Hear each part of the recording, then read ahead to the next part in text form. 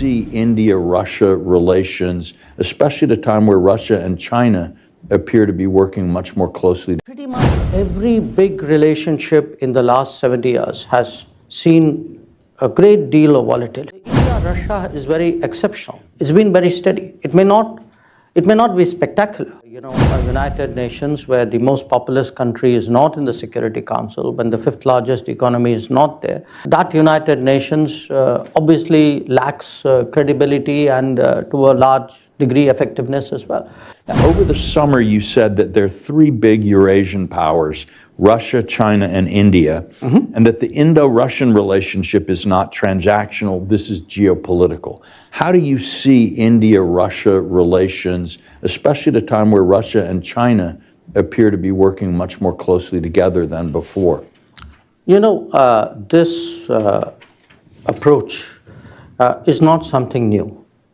In fact, since independence in India, this has been the basic thinking about our geopolitical predicament, which is if there are three major polities occupying the landmass, the central landmass of the world, then how do you ensure that there is a balance, and how do you ensure you are not facing an adverse balance?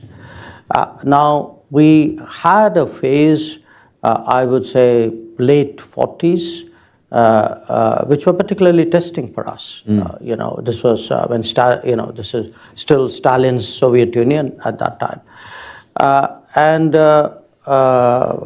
I think the Indian diplomacy very sensibly set to work on the basic international relations principle of your neighbor's neighbor. So your neighbor's neighbor is intrinsically well disposed towards you.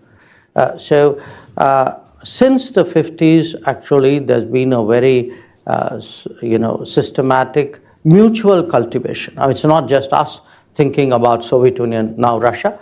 It's also the Russians thinking about India with the same principle and the same logic in mind.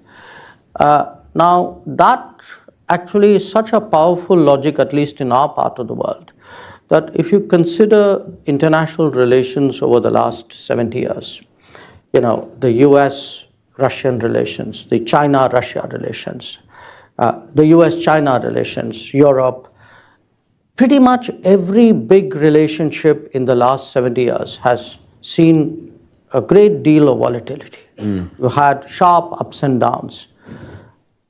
The India-Russia is very exceptional. It's been very steady. It may not be spectacular, you know. So it may have stabilized at a certain level, but it has not seen that kind of ups and downs which your relations with Russia or China's relations with Russia or Europe's relationship with Russia has seen through, and that's in itself a statement. Now, if one looks at the world today, Russia today, I think as a consequence of what is going on in Ukraine, it seems to me clear, and I assume it seems to them clear, that in many ways Russia's relationship with the West has broken down. And in that case, it's logical that Russia focuses more on the Asian side of Russia. Though historically Russia has always seen itself as a European power. So you are actually seeing a reinvention of Russia as a consequence of what is happening in Ukraine. You can see much of that will naturally focus on China, because that's the first and the largest country and economy that Russia encounters when it wheels around and looks at Asia. But then again, India will and has come into calculations as well.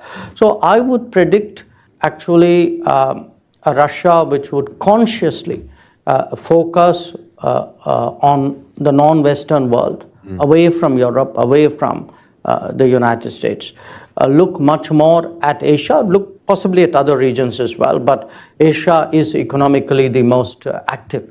So I guess that's what you're going to see. Okay. At the G20 and elsewhere, we hear that India is looking for a change in international architecture or in the way world politics works and world institutions. I've also heard India described as a reformist rather than as a revisionist power. It seeks real change in the status quo, but not necessarily in the way that perhaps some of our colleagues and friends in Russia and China might do. What is it that India is looking for in change in the world situation, and how does that affect, do you think, India's vision of where we're all going? Let me put it to you this way, that the world as we live it today is largely a Western construct. If you looked at the world architecture, to use your words, there's been obviously enormous change in the last 80 years. If one looked at the major economies of the 1940s and 50s, they are very different from the major economies today, and nothing illustrates it more than the G20 itself. The list of the G20 will tell you is the easiest way of actually getting a sense of the changes in the world. Now, for India, when we confront a largely Western created architecture, obviously we would like to encourage and facilitate and induce and pressurize changes which are badly needed. But it is done to add a non-Western layer and a input. So I make this very important distinction where India is concerned. India is non-Western. India is not anti-Western. So when we speak about, and I give you an example which we discussed even at the G20. It's very clear today that if we are serious about climate action, if you are looking to sustain, to ensure that sustainable development goals are well resourced, then somewhere we have to find the financial muscle for that. Now, for us still, it is the international financial institutions, the bank, the World Bank and the fund, which will be at the core of that effort. So a lot of what we are seeking to do is to improve and, I would say, refresh institutions, make them more fit for purpose. And that even applies to the United Nations. We do believe today that a United Nations where the most populous country is not in the Security Council, when the fifth largest economy is not there, when a continent of 50 plus countries is not there, that United Nations obviously lacks credibility and to a large degree effectiveness as well. So the whole, when we approach the world, it's not with a sort of pull down the pillars kind of approach. It is very much what can we do to make it better, fitter, efficient, purposeful. That's the kind of mindset we bring to bear.